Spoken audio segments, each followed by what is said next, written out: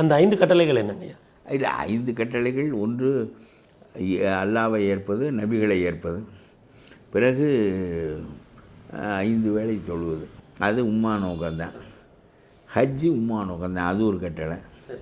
அதுபோக ரம்லான் நோன்பு பெரிய அதிசயம் அந்த மதத்தில் ஒன்று சொல்கிறேன்.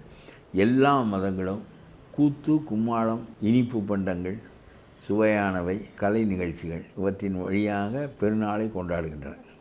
நம்ம வருஷப்பிறப்பென்று சாமி புறப்பாடுகளும் நாதஸ்வர கச்சேரி நடக்கும், நாட்டியம் நடக்கும். இதெல்லாம் நம்முடைய வழிமுறைகள். அவர்கள் பட்டினி கிடக்க வேண்டும் ரம்லான் என்று. காலையிலிருந்து இரவு இருட்டுகின்ற வரையிலும் தண்ணீர் கூட குடிக்கக்கூடாது, உண்ணக்கூடாது, எதுவும் கூடாது. பட்டினியை பட்டினி கிடப்பவனுக்கு உதவி செய், அதான் அதனுடைய நோக்கம். பட்டினியை உணர்ந்தால்தான் பட்டினி கிடப்பவனுக்கு உதவி செய்வேன்.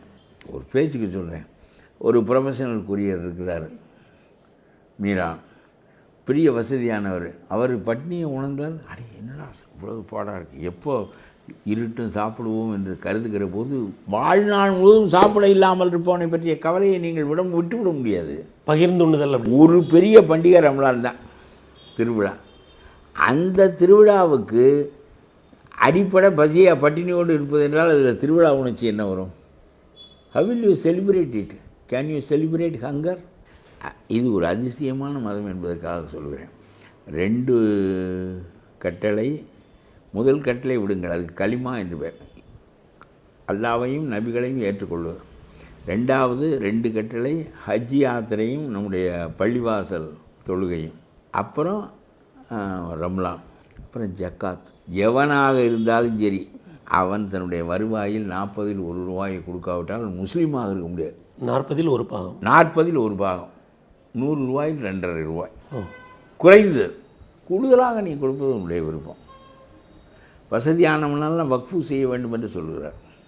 சொத்தில் 3/4 பங்கை வக்ஃபு செய்ய வேண்டும். வசதியானவன் சாகிற போது தன்னுடைய சொத்து 300 கோடி ரூபாய் என்றால் 100 கோடி ரூபாயை வக்ஃபு செய்கின்றவன் தான் தீர்ப்பு நாளில் உட்கார்ந்துருக்க முடியும். மற்றவங்களாம் வக்ஃபுனா என்னங்க அர்த்தம்? வக்ஃபுன்னா அது அல்லாவுக்கு கொடுத்து விடுவது.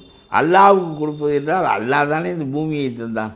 நீங்கள் 10 ஏக்கரை அல்லாவுக்கு எழுதி வைக்கிறீர்கள் என்றால், வக்ஃபு செய்கிறீர்கள் என்றால் அல்லாவுக்கு எழுதி வைத்து விடுகிறீர்கள். சொத்து எழுதியது தான்.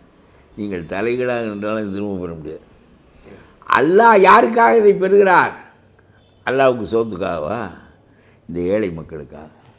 அவருடைய கவலை 3/1 பகுதி மக்கள் ஏழையாக இருக்கிறார்கள். நீ பணக்காரனாக இரு, ஆனால் அவன் ஏழையாக இருக்கக்கூடாது, சோத்துக்கு இல்லாமல் இருக்கக்கூடாது. அவன் ஏழை என்பது கம்பேரிட்டிவ் தான் என்று வைத்துக் கொள்ளுங்கள். நீங்களும் நானும் ஒருவருக்கொருவர் பண வசதியில் வேறுபட்டவர்கள், அது வேறு. ஆனால் எந்த மனிதனும் பசியினால் உடை இல்லாமல், இருக்க இடம் இல்லாமல், பசியின் காரணமாக சாகக்கூடாது. அவன் முஸ்லீமாக இருக்கிறான் என்று சொன்னால் நீ அவனை கொண்டு செலுத்த வேண்டும்.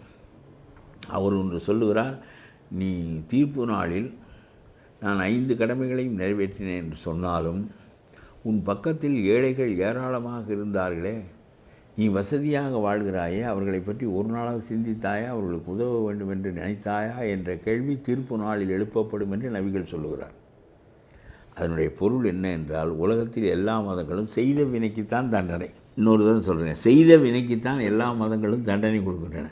செய்ய தவறிய செயலுக்காகவும் தண்டனை கொடுப்பது இஸ்லாம் தான். பிறன் துன்பம் காணப்பெறான். இவர்களுடைய நோக்கமே நம்ம எப்படி சொர்க்கத்துக்கு அனுப்புவது என்று இல்லை, சுற்றி வாழ்கிற சமுதாயத்தையும் சேர்த்து கொண்டு வா என்பது. இதுதான் எனக்கு இஸ்லாத்தின் ரொம்ப ஆச்சரியமான பகுதி, என்னை கவர்ந்த பகுதி தான்.